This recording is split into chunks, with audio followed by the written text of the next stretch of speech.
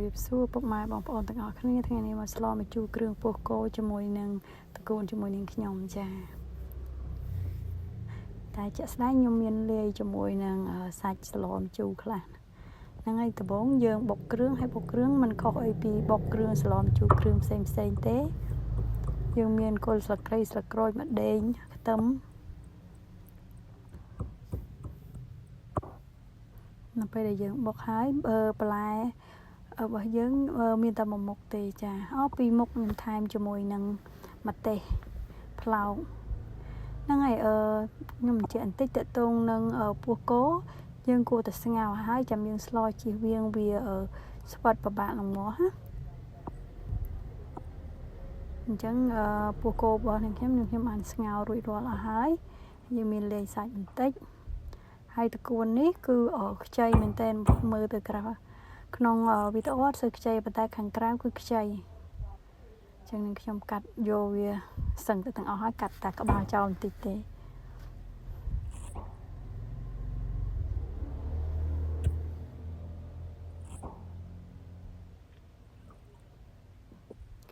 ចឹងយើងលាងទឹកបន្លែឲ្យរួចរាល់អស់ហើយយើងអាចចាប់ផ្ដើមដាក់ស្លបានចឹងខ្ញុំដាក់គ្រឿងកូរគ្រឿងដែលយើងបុកមុនហ្នឹងកូរវាជាមួយខ្លាញ់បន្តិចឲ្យវាឈ្ងុយដាក់ស្លឹកក្រូច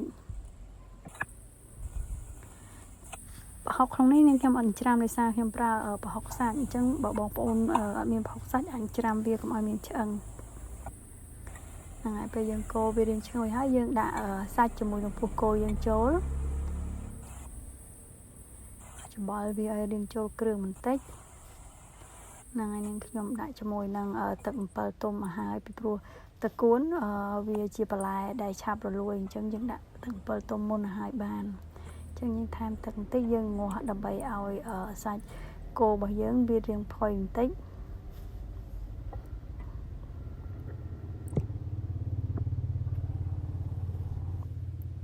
ចាឃើញថាវាពុះហើយនាងខ្ញុំក៏អត់ប្រើពេលរំងាស់យូរដែរដោយសារពោះគោឆ្អិនហើយនៅឆៅតែសាច់គោបន្តិចអញ្ចឹង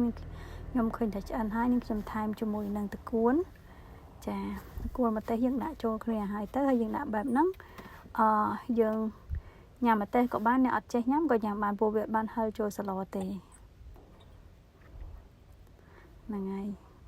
ងាយអញ្ចឹងឃើញថាពុះហើយយើងដាក់គ្រឿងរួចអស់ហើយវាអាចញ៉ាំបានហើយចាអញ្ចឹងបើសម្រាប់បងប្អូនដែលគាត់ចេះធ្វើហើយមានអីទេតែបើសម្រាប់អ្នកដែលអត់ធ្លាប់ធ្វើអាចមើលបានងាយអត់ពិបាកទេសម្រាប់ស្លម្ជូរគ្រឿងពោះគោចាយើងបន្ថែមជាមួយនឹងម្រះព្រៅ